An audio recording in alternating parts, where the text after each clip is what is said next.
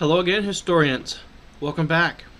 As you can see, this next topic we'll be looking at is ancient Egypt and Judaism. From our last unit level, where we talked about where civilization started, we now have one enormous development which allows us to help study and understand history better. That is written historical accounts, people writing things down. This will make it so much easier for when we're trying to understand a culture. With this new development, we are going to look at how Egypt's physical landscape and its had a significance to its success of its civilization, to the period of the known time, known as the Old Kingdom, and what it might have been like to live in that period of time as a pharaoh, or a peasant, or a priest. Make sure you have your Unit Level 2 Lecture 1 sheet out and available to document your information, and have all your distractions put away until the end. Trust me, you'll get a lot more out of it. Finally, please make sure that you are not skipping ahead in the video, since there's a lot of information that I'll be talking about that is not necessarily on the worksheet, but you are still expected to know. Now with all that stuff done, let's get rolling. Setting the stage. As we discussed in Unit Level 1, Mesopotamia was one of the first civilizations in the world. However, it will be Egypt that will create one of the world's first empires. To do this, they were able to create unity, stability, and cultural continuity among its people and its territories. By now, you should all have an idea of where Africa is. Egypt is the northeasternmost part of the continent. Today, it is one of the most developed nations in Africa, despite some recent political problems that have occurred in the past few years. Back in the day, though, it would be the place to be. Most of Egypt is desert, which doesn't make Egypt sound all that nice of a place. However, we're going to focus our attention to a little corner in the northeastern part of the country here. If we zoom in close enough, here we'll find an area that is pictured on the left display. Let's take a look at what's so special about this little piece of Egypt.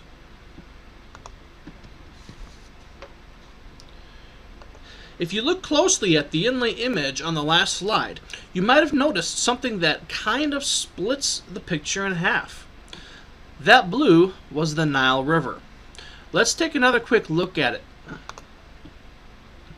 The Nile is one of the largest rivers in the world and serves as the lifeline to all those who live near it.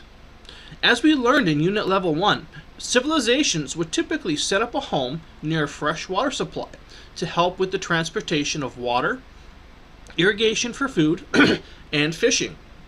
The same goes here. The Nile was the heart of Egypt. Without it, there would be no Egypt. Now, the Nile is the most important resource in Egypt and the surrounding areas. Besides being used for transportation, irrigation, and agriculture, it was also useful as a type of natural defense line. It was wide enough and deep enough during most parts of the year that it would prevent enemies from being able to get across it. We'll talk more about that later. Depending on who you talk to, though, most geographers say that the Nile is the longest river in the world that spans about 4,100 miles long. Every year the Nile would flood, bringing with it rich soil that was left behind once the water would recede. Egyptians worshipped the Nile as a god, and because of that it was obviously worshipped as such, as a god. After all, if you rely on something to survive, wouldn't it be smart for you to treat it with the respect of a god? The flooding that I mentioned a minute ago worked like clockwork. It would flood very predictably, making it easy for the people to prepare for the harvest season. This was very different than the flooding that affected the Tigris and Euphrates rivers in the Mesopotamia, which would flood unexpectedly. One very unique thing about the Nile is that it flows from the south to the north. The southern region is at a higher altitude than that of the northern region of Egypt, and since water flows downhill, well, it goes a little backwards in what you'd expect. Keep this in mind as we're talking about the upper and lower areas of Egypt.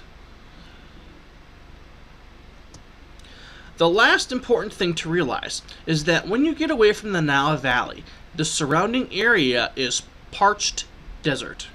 Virtually nothing can live there without some sort of assistance.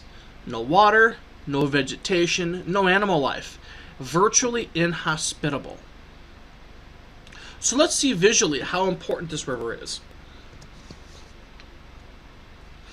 This satellite image kind of speaks for itself when you look at it. Down here, you have what's known as the Upper Nile. And here, you have the Lower Nile. If you recall a minute ago, I mentioned how the river also acted as a type of natural defense. Well, when you look here on the image, you can see that on the west side of the Nile, there is virtually nothing but flat land and desert. No one really wants to live there. On the east side, you can see that there's even more desert and even water, the Red Sea, to protect it. That being said, it was important that who was ever in control of Egypt be sure that he could defend both the northern and southern areas along the river, since these natural areas on the east and the west did a pretty good job of defending those areas. And there's the mountains that I mentioned a second ago. There's a little bit of mountains there too. There are 3 disadvantages though. It all sounds like it was a perfect place to start a family, right? Well, not everything was perfect. Let's look at those disadvantages. First, if the river flooded a few feet too shallow or less than normal, thousands of people would starve. If the river flooded a few feet higher than normal, homes and property would be destroyed. And third, though the desert provided a great defense, it forced people to live close to the river and kind of tucked in between one another very closely, because they needed it both for survival and as a natural barrier against invaders. As you just saw on the map, Egypt was sort of split into Upper and Lower Egypt. What the map didn't show you was that there's a third area called Nubia, which is even further south. What made Nubia special was that it was rich in gold.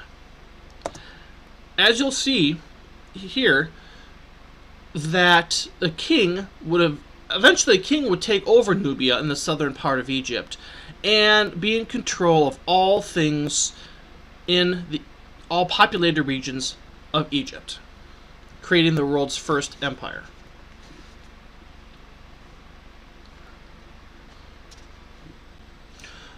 Alright, now on to the history, which is what this class is all about, right?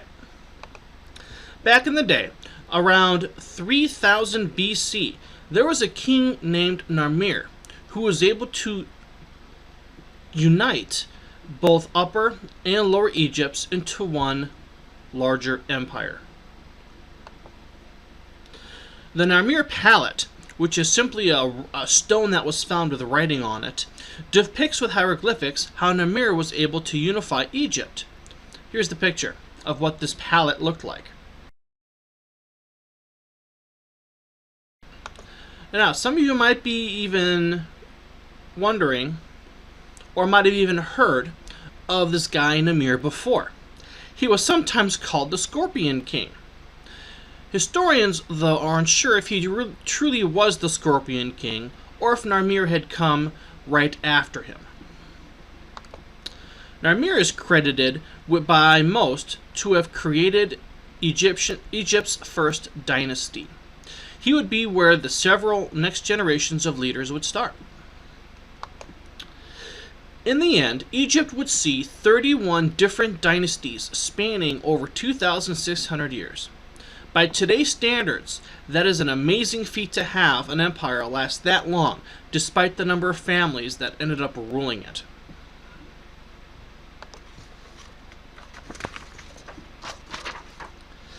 And here we see The Rock as a Scorpion King. Not so much. It is a good movie, but has nothing to do with the real Scorpion King that history tells us about. So, let's take a look at some of the players during this period known as the Old Kingdom, which is our next section. The Old Kingdom is also known as the Age of Pyramids. You can probably guess why. This was from about 2660 to 2180 BC, when we see many patterns for Egyptian civilization being established. As you probably know already, a pyramid is just an immense stone structure, often built for tombs. Let's take a closer look at it. Now, I know a lot about Egypt's history, but not everything. What historians have been able to figure out with pretty good certainty is that this would have been the first pyramid, or at least the first pyramid that survived. It was a pyramid built by the Egyptian king Dozier, and it's called the Step Pyramid. It was the first pyramid that we know of in Egypt. An interesting fact about this pyramid that it was designed by his high advisor known as Imhotep. For those of you keeping track of Imhotep, he was also one of the main characters in the movie The Mummy. Yeah, that guy was Imhotep. Again, taking these names, putting them out of place. Yeah, it's what movies do. Moving on. Here we see on the left what is known as the Bent Pyramid. You can probably figure out why it's called that. It was built for Snefru. He was around 2400 BC.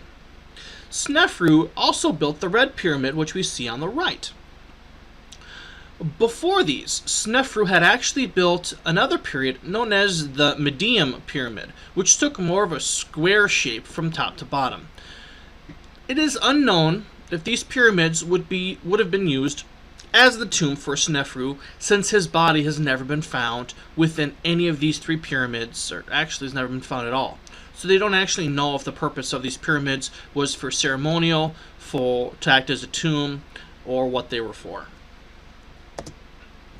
Eventually, though, the power of the pharaohs declined, and that would be the end of the Old Kingdom.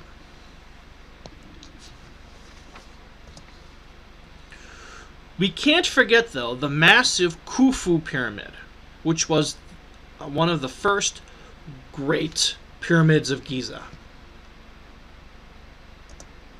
Whoops. Khufu was the son of Snefru, and it seems that he didn't want to be outdone by his daddy when it came to building stuff. So he had his pyramid built. When completed, it was about 480 feet tall and took about 10 to 20 years to complete.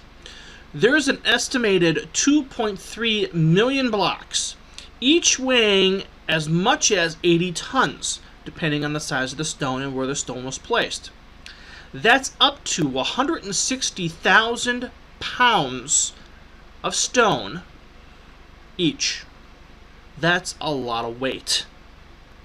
It's believed that those who would have worked on this would have needed to place about 12 stones every day, 24/7, if they were going to be able to get this pyramid done in about the 20 years it took.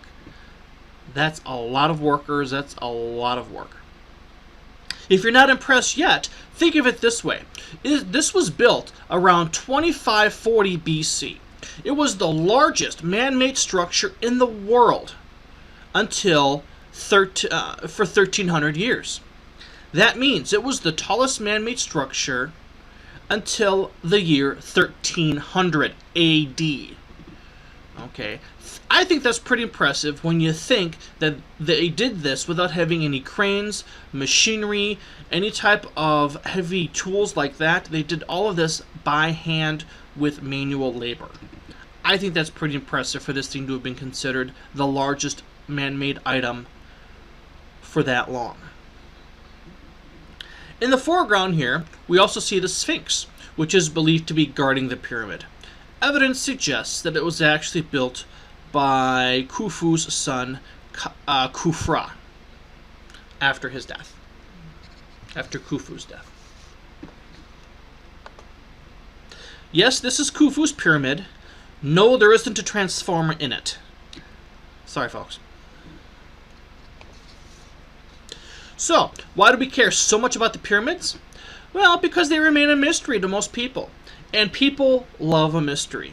Just think of all the money that's made from ancient Egyptian architecture in Las Vegas by itself.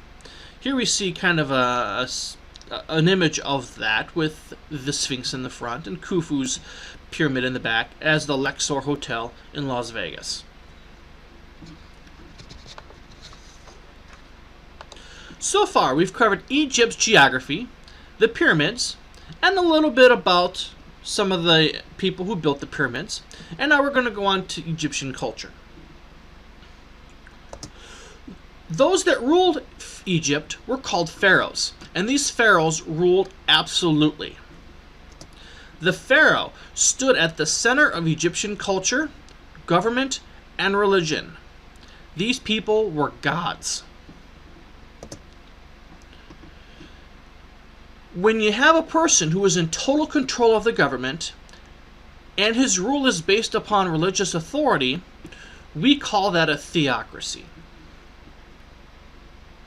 The pharaoh was not the only god, though.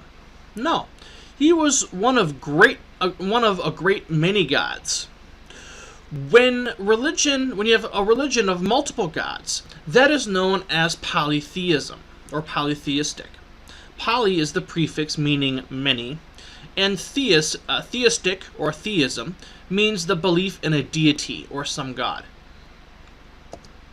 Among some of these other gods was the god Re, who was the sun god, Osiris, who was the god of the dead, and Isis, who was the goddess who represented being an ideal mother and an ideal wife. So if there is a god for the dead, there must be some belief, or they must have some belief about death itself. Ancient Egyptians believed in an afterlife and built burial chambers and tombs that would act as their home in their afterlife. Upon their death, if they could afford it, people would be buried in some sort of tomb and go through the process of mummification. Mummification is simply the process by which they embalm and dry the corpse to prevent decay. Archaeologists are still finding mummies throughout different parts of the world where the corpses are still mostly intact because of the process of mummification. Ancient Egyptians were not the only ones who did this, but they are one of the oldest cultures to do it. Here we see what a mummy looks like about 2,000 years after his death. You can see that although decaying has occurred, a person can get an idea of what this person might have looked like thousands of years ago. And actually it was about 3,000 years, not 2,000 years. My correction there. Yes, you can't get away from thinking about those mummy movies. Sorry, we're not going to watch it in class, though you're probably wishing we were. Sorry, not going to happen. To understand how a society was structured in ancient Egypt, we can break it down into this chart. We see similar charts like this in the future, so keep an eye out for those as well. Here, we see 6 different levels of authority. On the top, of course, is the pharaoh, who has complete and total power. As we go down, we'll see the different levels from the highest to the lowest. The group with the most people is at the bottom. I always find it interesting that those at the bottom consist of the largest group of people, but have the least amount of power. Obviously, the pharaoh doesn't know everything, though sometimes he may act like it. but he does have a small group of people known as visors. If you look at the word closely, you can actually see that it looks like another word used to describe someone whose job it is to help. Maybe the word advisor? Where do you think that word came from? Okay, level 2 of this pyramid of Egyptian society. Visors is the same thing as advisor. That's where the word comes from. What made ancient Egypt society so unique in its social structure was that a person was not necessarily locked into their social class. Laborers or even slaves could rise out of their social class into a higher class. It might have been easy, but it certainly was permitted. Another interesting part to their society was that women held many of the same rights as men. They could own property, have inheritance rights, and things along those areas. Heck, a woman can even propose marriage to a guy. Often, though, women would get married between the ages of 14 and 16. And if granted a divorce, they were entitled to 1/3 of the couple's property. One thing that I want to point out, though, about women being able to marry at such an early age is that in many societies throughout history and even today, a woman is considered grown when she is able to bear children, which is about 14 years old. Similar with the guys. However, according to Stephanie Kunz, who wrote Marriage: A History in 2006, she comments that it is a way of getting in-laws, making alliances, and expanding the family labor force. So it's not just about the kids, according to this author.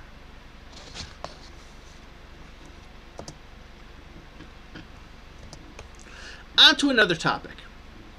I spoke briefly about it in the introductory slides, where we spoke of the Egyptians being one of the first cultures to record their history. They did this through a system known as hieroglyphics. These were simple carvings of symbols and pictographs. Today, we use a combination of letters and numbers put together to create ideas that we call words. Back then, symbols stood for the ideas instead of words. Okay, a little different. They used symbols for ideas, where today we use words and letters. Not only did they come up with the system of writing, they also came up with the first portable writing surface, which was made out of papyrus reeds. A reed is simply just a long piece of grass that grew along the shores of the Nile. They were able to take that papyrus reed and create a type of manufacturing of it, taking its elements and making it into a type of paper. It's very good paper, however, that over time it would dry out and crumble really easily. We can also thank the Egyptians for the 365-day calendar, and they also were the first to come up with the idea of a 30-day calendar. For being dead for about 4,000 years, these people must have been pretty smart and observant of the celestial sky. The list goes on. Even Egyptian doctors knew about the human pulse, they knew how to set broken bones, and even used surgery in some cases to cure or to fix medical issues. So these people, considering they're over 3,000 years old, they weren't stupid. They learned a lot of things and were able to do a lot of things based on what they learned about the human body, the stars, and using the river to help them as well in order to survive.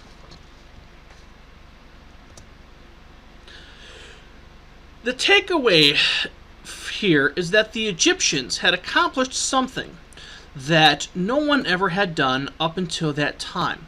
They were able to really, truly build the first unique and united empire on the planet.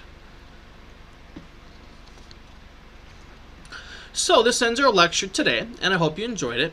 Please make sure that you complete the review questions that follow this slide to check your understanding of the materials.